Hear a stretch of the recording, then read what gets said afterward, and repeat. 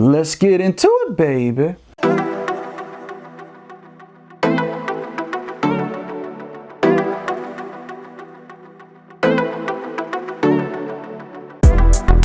Ah, yeah, it's time to travel and bang, baby. This is Travel and Bang. I am Marky Bravo, the mulatto. Welcome to the jungle. We got fun and games. For this one, I want to discuss the very importance of relaying the proper behavior. Okay, and if not, what ends up happening within seduction and trying to gain deeper, passionate, intimate attraction from women, it just gets voided all out. In a vulgar way, it dries her punani out faster than the Sahara Desert. Okay, so before we get into it, please, if you find value from my video, please subscribe, press like, leave a comment if you agree or if you have any opposition to what I'm discussing or talking about. Okay, so I want to discuss a story. I'm going to get into a story so you understand where I'm coming from. Okay, many moons ago, I did a lot of awesome vacations with close friends of mine. Okay, one of my amigos, Kane, me and him, we flew to Hawaii, down to Waikiki, joined the beach, the surf and turf, the whole tropical vibe, beautiful. We ran into these two women from Stockholm, Sweden. One of the girls' name, I think, was Isabella. The other one was Sabrina. And it just went fabulous. Everything rolled smooth.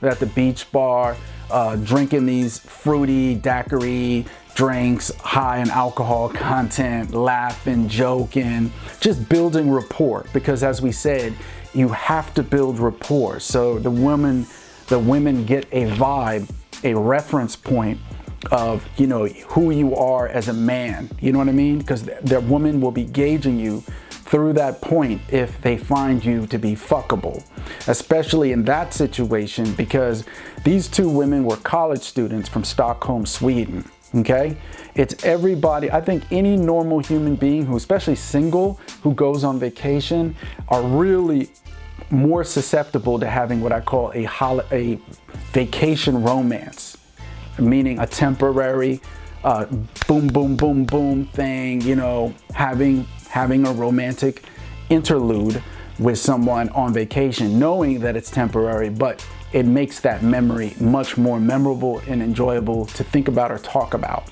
Okay, so we knew where these women were looking for, because they were looking for the same thing we're looking for. Okay, so we decided then later, a couple hours later, to go back to the hotel room. It wasn't even nighttime yet. We're talking about it had to have been around the late afternoon.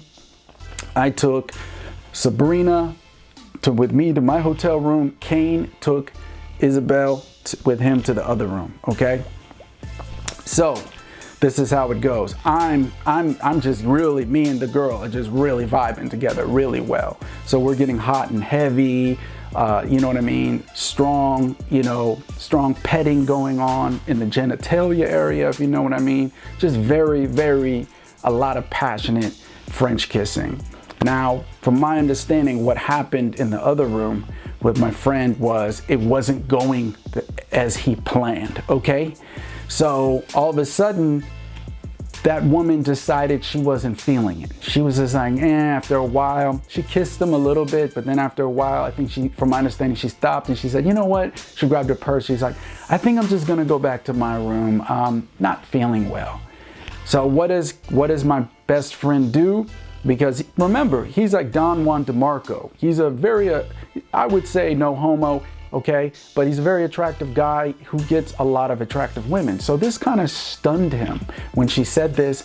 And so he doubled down. He was like, well, maybe if I buy some expensive champagne, you know, maybe that'll lighten the mood. You know what I'm saying? So he ordered room service, ordered like $100 champagne. Okay, she said, well, okay, then she stayed, and she said, okay, let me guzzle, slurp down the champagne. 10 minutes after that, then she grabs her purse, like, yeah, I think I gotta go.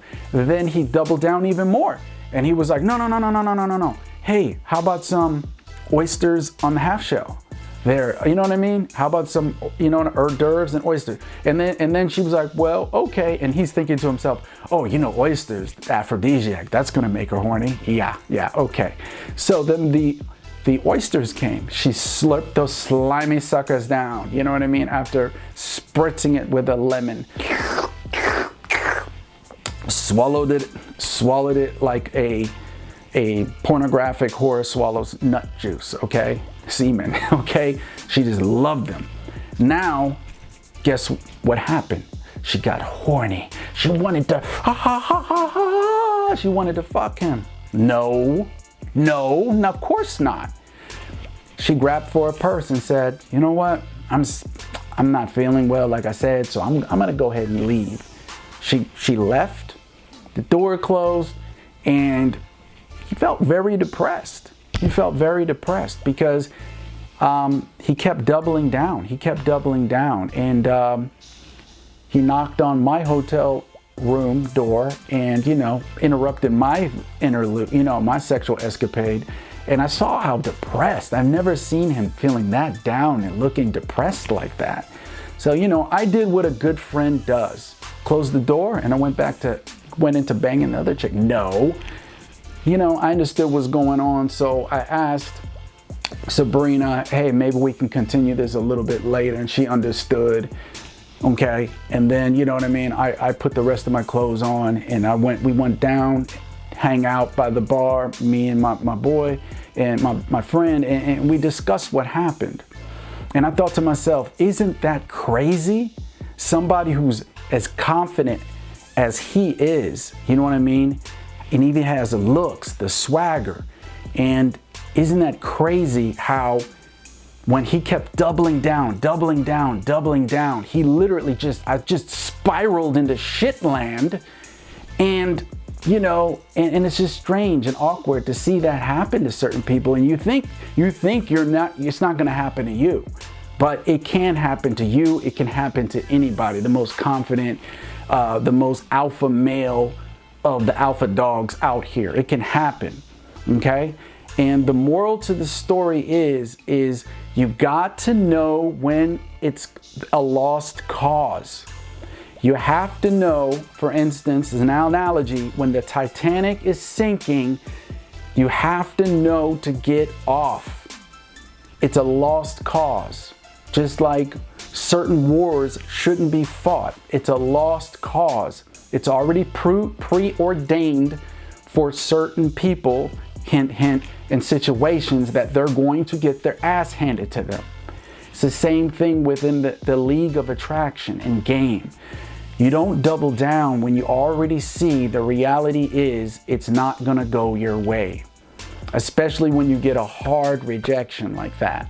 You know what I mean? But our ego, our ego that backs up the manhood of who we are, that masculine pulsating energy we have, a lot of times we get lockjaw like a pit bull, and we won't let go. But as you go through these situations and you experience these extreme levels of rejection in life, you realize when you get older when to let go. It's a lost cause. When not to double down. And that's what happened. He kept doubling down, meaning he kept investing. And at the same time, that woman, the Swedish woman, she didn't have shit to lose because she didn't invest anything. Nothing. She did not care the whole time. She did not give a fuck. It didn't mean anything to her, but it meant the world to him to gain the validation, sexual intimacy, and to gain her approval, right? To get that, to validate your manhood, i.e. through a woman. We discussed how toxic that can be, right?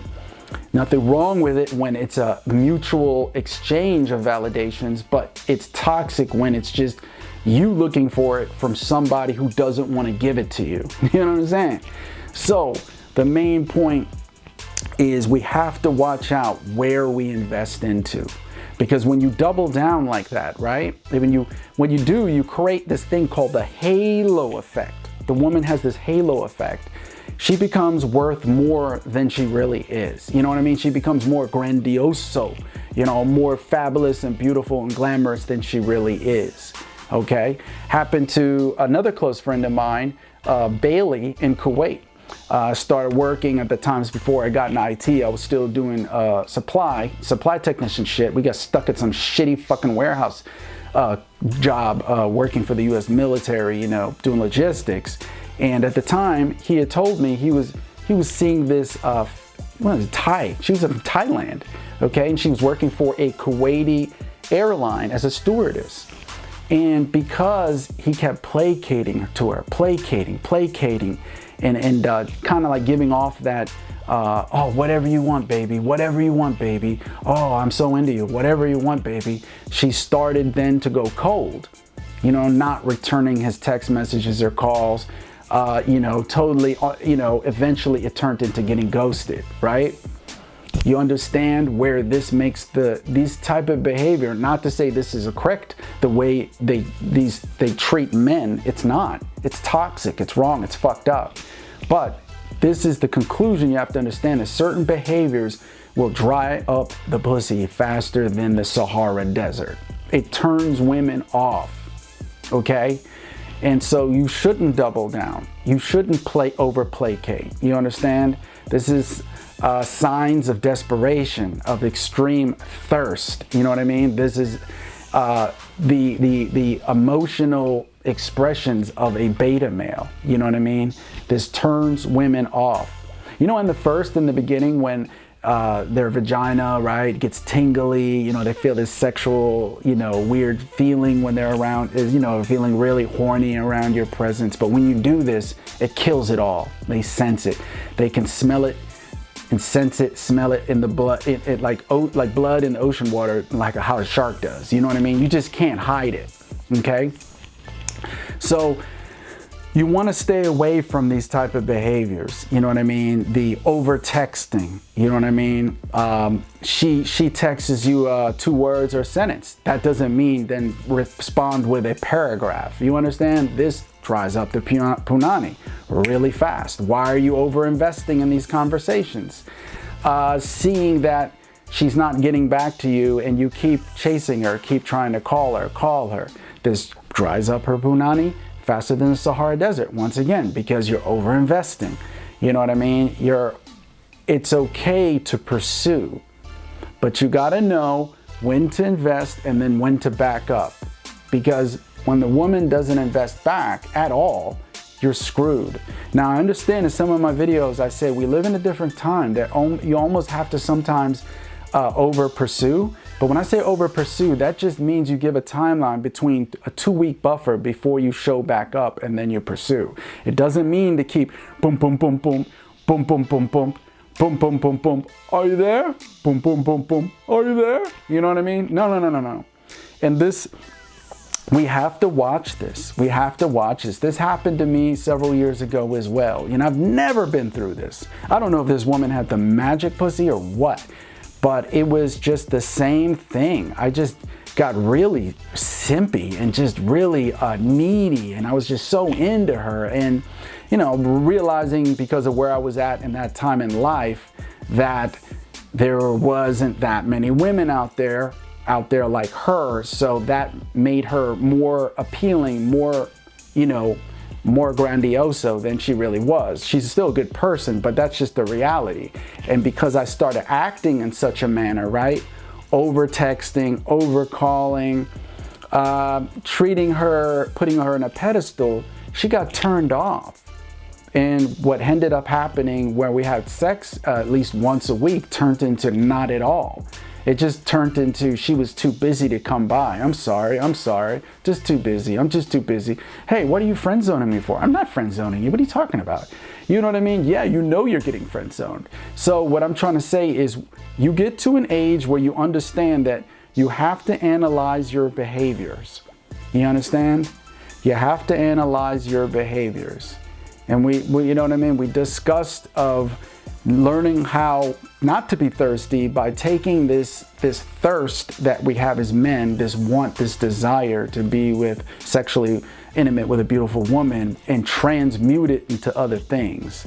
That's why men have different hobbies: martial arts training, scuba diving, boating, fishing, you know what I mean, skydiving, mountain climbing, you know what I mean, Freemasonry, you know what I'm saying? Like, this is why people get into these things, to sexually transmute the energy. Sexual transmutation, meaning you take that energy, that pent up energy you would have put into sex, or you know what I mean, and then you tunnel that energy into other things, productive things, so it doesn't drive you nuts and you become this spiteful, hateful, sexually frustrated black pill incel that no one wants to hang around. You know what I mean? So you take that, and when you through health, it's a healthy way of transmuting that energy. So then when you do spend time with a woman, you're not coming across as a thirsty fuckboy. You know what I mean? That ends up getting, you know, ghosted, or just flat out face-to-face rejected. You know what I mean? Because these type of behaviors, they dry up the punani, gentlemen. You know what I mean? So that has been another Travel and Bang. I hope through my storytelling you get a real analysis of what I'm trying to say. You know what I mean? And look to your own behavior. You know what I mean? We all mess up. You know what I mean? Even the icy, stone cold, smooth professional Mac Daddy pimps out there, they won't admit to it, but they've had times in their life where they were slipping on their pimping. You know what I mean? We all do a little slipping on the pimping. Okay? So definitely subscribe to my channel, show me some love, email me, markybravo@gmail.com. Next time I will be reading dating questions that I'm getting through my email, markybravo@gmail.com. Hit me up, baby. Let's go.